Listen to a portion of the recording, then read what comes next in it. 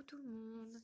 Alors, j'avais pas prévenu, mais du coup, je profite d'être à l'école aujourd'hui pour préparer la reprise de lundi et de ne pas avoir mes enfants près de moi pour être un petit peu tranquille afin de vous parler un petit peu du livre La différenciation pédagogique dont je devais vous parler. Donc, avant de partir en vacances, j'avais réalisé des notes de lecture comme j'avais fait pour le livre sur l'enseignement explicite des comportements, et elles sont déjà disponibles sur le blog.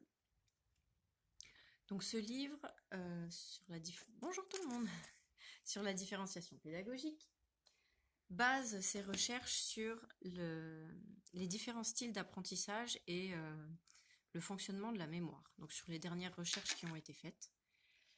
Et les 3 styles d'apprentissage, juste pour vous rappeler, c'est visuel, auditif et kinesthésique. Alors, ce livre parle en fait de 2 enseignantes américaines, Margot et Marie-Lee, qui, pendant les années 90, ont voulu changer leur pratique pour faire face à la diversité considérable des élèves, aux difficultés qu'ils avaient, quoi. Et donc, elles ont investi dans beaucoup de livres, elles sont allées faire des formations de leur propre chef. Ça me rappelle vaguement quelqu'un. Je pense que Maîtresse Laverse et Maîtresse Sève sauront de qui je parle. Et donc, ces 2 personnes racontent dans ce livre plein d'anecdotes de leur propre pratique, et elles décrivent plein d'élèves différents qu'on a tous en classe. Alors, il faut préciser quand même que le livre se base sur des enseignants et des élèves qui sont au secondaire. Donc nous, on a des primaires, automatiquement c'est un peu différent, mais on reconnaît très bien les élèves auxquels on peut rattacher les études de cas qui sont dans le livre. L'auteur nous explique rapidement que c'est très compliqué d'enseigner. Parce qu'en fait, enseigner, c'est devoir faire des choix pour vraiment préciser et pointer ce que les élèves doivent vraiment savoir. Et donc pour ça, afin de pouvoir enseigner au mieux, il faut différencier. Et donc, différencier, c'est offrir aux élèves de multiples façons de comprendre l'information et de l'exprimer.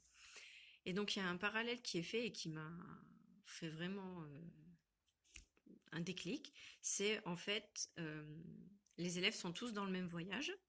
Ils doivent tous arriver à la même destination, mais ils ne prennent pas les mêmes moyens de transport. Donc, les moyens de transport qu'ils vont utiliser, c'est à l'enseignant de les adapter. Et donc pour ça, il nous présente les 4 principes de la différenciation.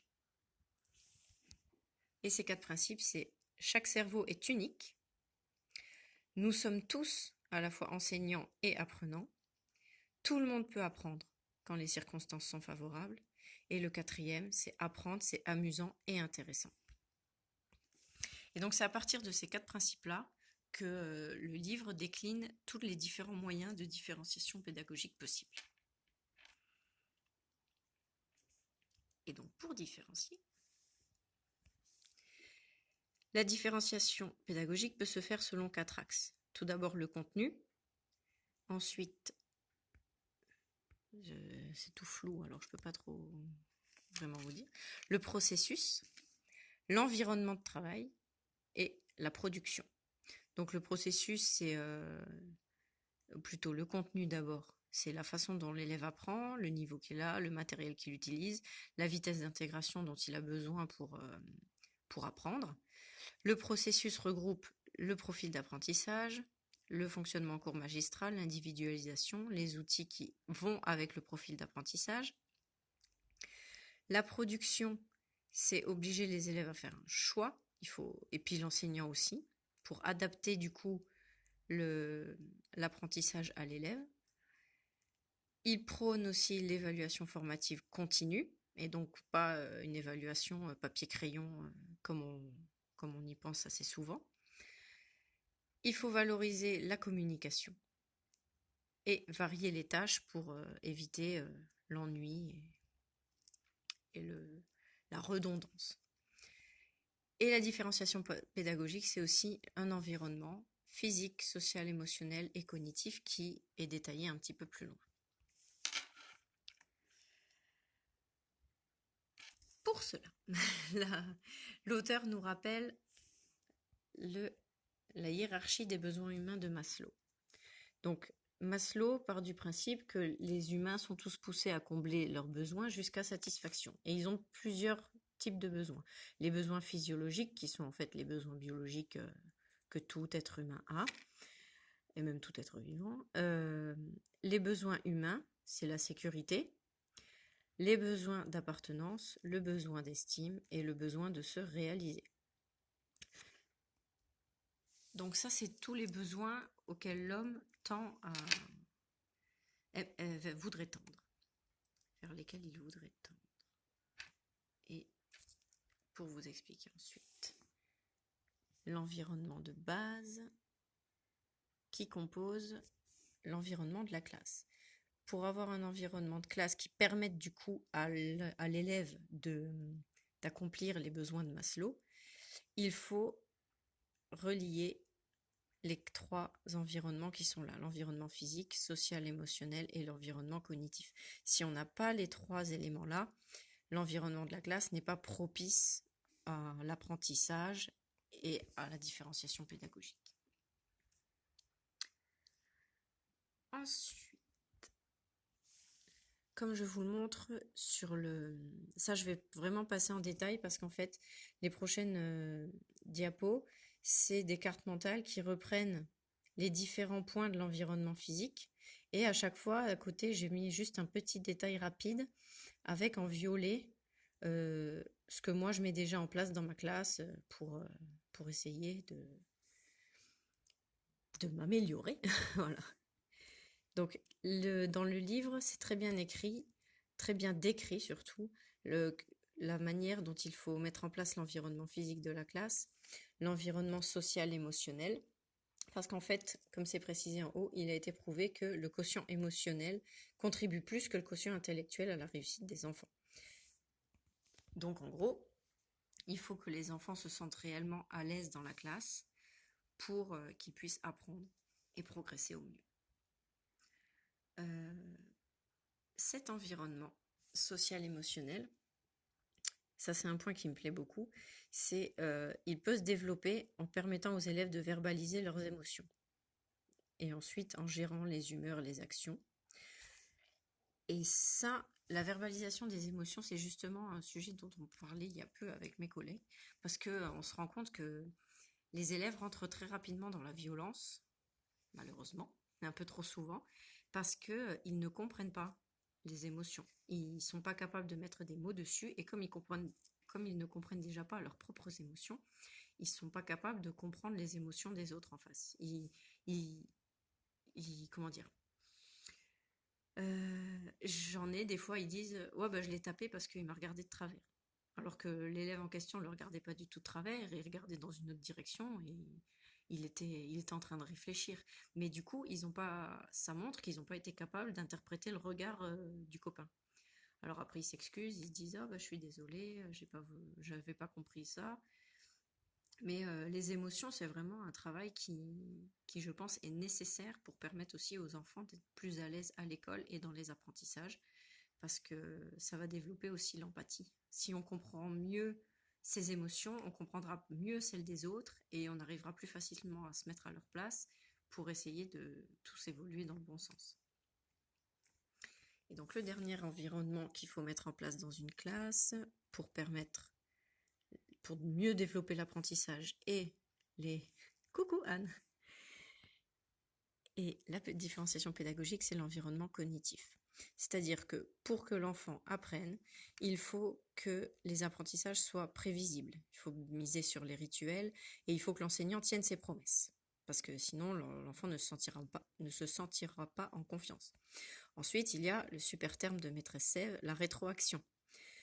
L'élève doit être capable de choisir le moment où il peut revenir sur ses acquisitions, apporter des précisions, il doit être capable de s'évaluer, du moins il faut lui permettre de s'évaluer, et il faut faire varier les acteurs, c'est-à-dire les façons de faire.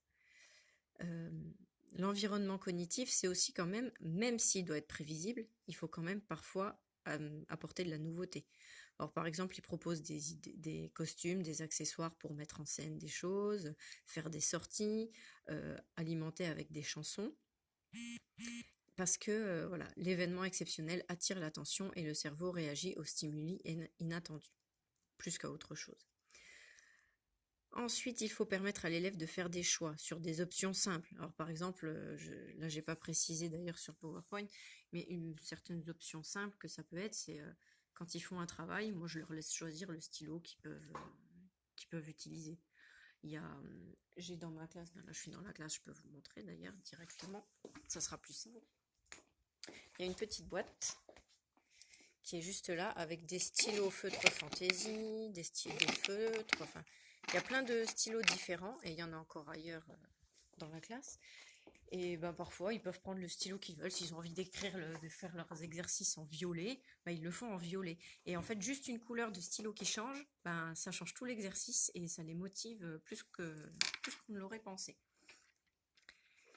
Et bizarrement, ils retiennent aussi plus facilement. Parce que des fois, il y en a un qui me fait: ah bah oui, c'est l'exercice qu'on avait fait en violet la dernière fois, donc en fait, il faut que je fasse ci, que je fasse ça, et ils font leur propre lien. Un autre point qu'il faut développer, c'est le tableau SVACU. Alors, c'est très, très bien décrit dans le livre. En fait, l'enseignante explique qu'au tableau, elle écrit SVACU. Donc, c'est pour faire avec les élèves, c'est avec eux qu'elle le fait. Ils doivent faire le point sur ce qu'ils savent, sur ce qu'ils veulent, sur ce qu'ils ont appris, sur comment ils l'ont appris et sur la manière dont ils vont pouvoir l'utiliser ensuite.